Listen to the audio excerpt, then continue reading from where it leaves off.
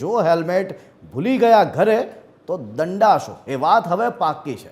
હવે two wheeler ચાલકોએ helmet ના પહેર્યું તો ખેર નથી। રાજકોટ માટે આગામી 8 સપ્ટેમ્બરથી હેલ્મેટ ફરજિયાત થયું છે। ટુ વ્હીલર ચાલકો તેમજ પાછળ બેસેલા વ્યક્તિને પણ હેલ્મેટ પહેરવું પડશે। હેલ્મેટ વ્યક્તિની સેફટી માટે ખૂબ જ જરૂરી છે। વર્ષોથી શહેરી વિસ્તારમાં ફરજિયાત હેલ્મેટના નિયમો અત્યાર સુધી કોઈ પાળતું હોય એવું દેખાતું નથી। હેલ્મેટ ન પહેરનારા લોકો પર કડક કાર્યવાહી કરાશે। પણ રાજકોટમાં હવે ડીસીપી પૂજા યાદવે જાહેરનામું પ્રસિદ્ધ કરવાની ફરજ પડી છે। જી હા, જે હાઈકોર્ટ છેલ્લા વર્ષોથી કહેતું આવ્યું છે કે હેલ્મેટની કડક બંધીનો કોઈ પણ જે કંઈ કાયદો છે એ કાયદો કેમ પાડવામાં નથી આવતો, હાઈકોર્ટ વારંવાર પૂછે છે। પણ હવે રાજકોટમાં ડીસીપી પૂજા યાદવે જાહેરનામું પ્રસિદ્ધ કરવાનો વારો આવ્યો છે।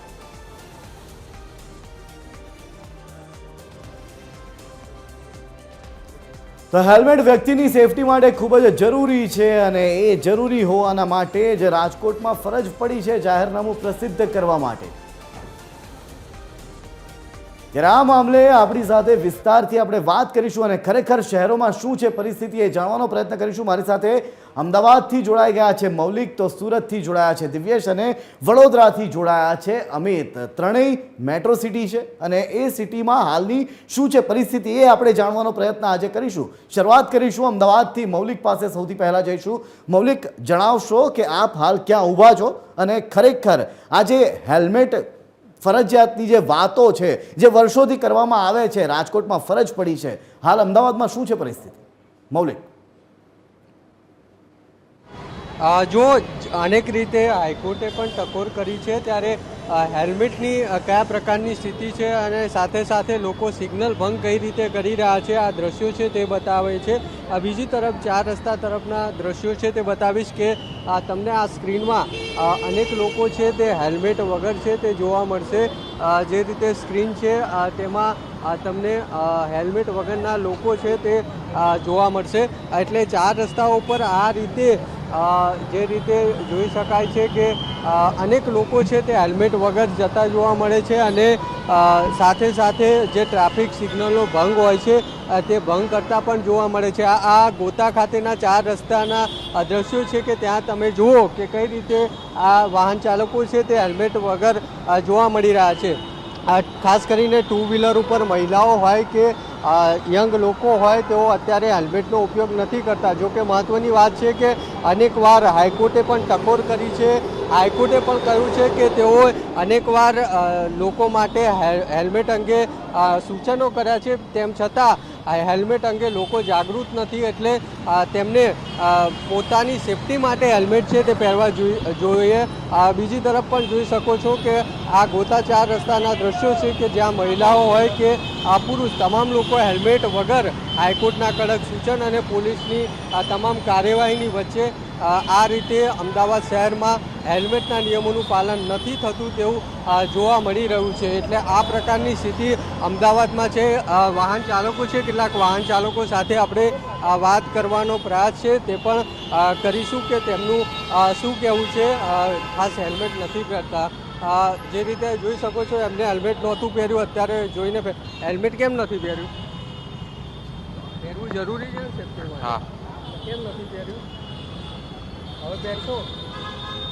એટલે આ રીતે તેઓ કંઈ બોલવા તૈયાર નથી, કારણ કે ચૂપ થઈ ગયા હતા।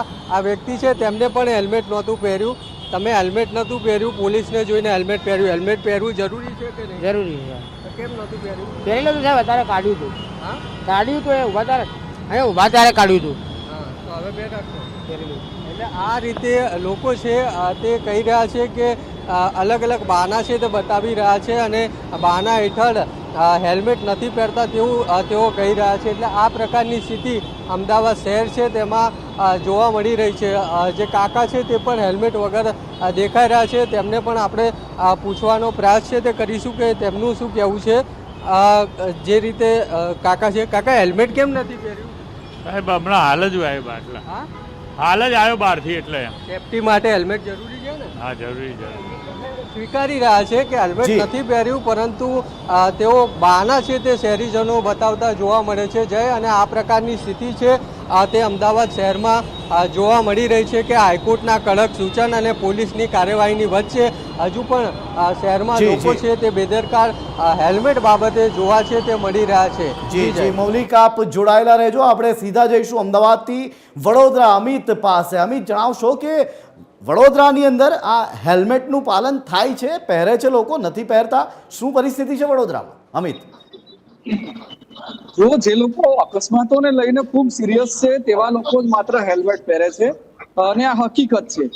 સરકારનું જાહેરનામું છે, આ ઉપરાંત હાઈકોર્ટની વારંવારની ટિપ્પણીઓ છે, પરંતુ તેમ છતાં મોટા ભાગના લોકો હેલ્મેટ નથી પહેરી રહ્યા. વડોદરા મેટ્રો સિટી છે, વડોદરામાં પણ આ દ્રશ્યો રાજ્યના અન્ય શહેરોની જેમ જ છે. આપ જોઈ શકો છો જેટલા પણ લોકો ટુ વ્હીલર પર પસાર થઈ રહ્યા છે, એકલ દોકલ લોકો માત્ર જો આંકડો ગણવા જઈએ એપ્રોક્સિમેટલી તો 50 લોકો અહીંથી જ્યારે પસાર થાય છે તો માંડ એમાંથી 4 કે 5 લોકોએ હેલ્મેટ પહેર્યું હશે. એટલે માત્ર 95% લોકો એવા છે કે જેઓ હેલ્મેટનો ઉપયોગ નથી કરતા. માત્ર 5% લોકો જ હેલ્મેટનો ઉપયોગ કરે છે. 95% લોકો હેલ્મેટનો ઉપયોગ નથી કરતા એવું કહીએ તો ખોટું નથી. અને વડોદરાના ખંડેરાવ માર્કેટ વિસ્તારના દ્રશ્યો છે, 24 કલાક ટ્રાફિકથી ધમધમતો આ વિસ્તાર છે.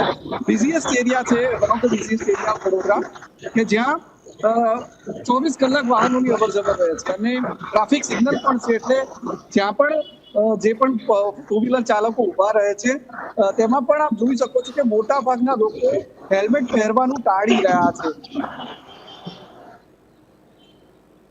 ખૂબ જૂજ લોકો હશે કે જે તમને હેલ્મેટમાં દેખાશે. બરોબર, પોલીસ દ્વારા પણ વારંવાર પ્રયત્નો કરવામાં આવ્યા કે લોકો પાસે હેલ્મેટના નિયમોનું કમસે કમ પાલન કરાવવામાં આવે. ટ્રાફિકના બીજા બધા નિયમોનું તો પાલન કરાવવામાં પોલીસ એટલી સફળ નથી થઈ, પરંતુ જો હેલ્મેટના નિયમોનું પણ પાલન થાય તો લોકોનો જીવ બચી શકે અકસ્માતના સમયે. કારણ કે ઘણા બધા કિસ્સાઓમાં, અકસ્માતના કિસ્સાઓમાં ભારી વાહનો સાથે જ્યારે ટુ વ્હીલર ચાલક અથડાય છે ત્યારે જો એ વ્યક્તિએ હેલ્મેટ પહેરેલું હોય તો તેનો જીવ બચી જી. પણ જાય છે. એવા કિસ્સાઓ પણ સામે આવ્યા છે, પરંતુ તેમ છતાં લોકો આવા કિસ્સાઓ પરથી પણ શીખ નથી લઈ રહ્યા.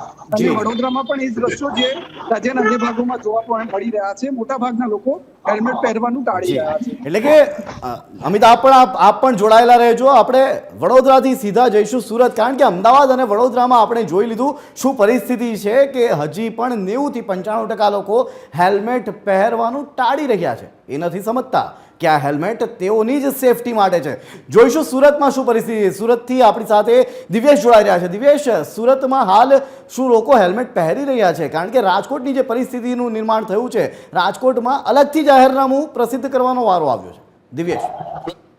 જે પ્રકારે સુરત શહેરની વાત કરીએ તો સુરતમાં પણ અલગથી એક જાહેરનામું પ્રસિદ્ધ કરવામાં આવ્યું હતું અને ખાસ કરીને જે હાઈકોર્ટની ટકોર બાદ આ સુરતમાં આખું લાગુ કરવામાં આવ્યું હતું. ખાસ કરીને સુરત શહેરમાં જે પ્રકારે જાહેરનામું લાગુ કરવામાં આવ્યું હતું તેને લઈને શહેરના તમામ લોકો જે છે તેમના માટે હેલ્મેટ પહેરવું ફરજિયાત કરવામાં આવ્યું હતું.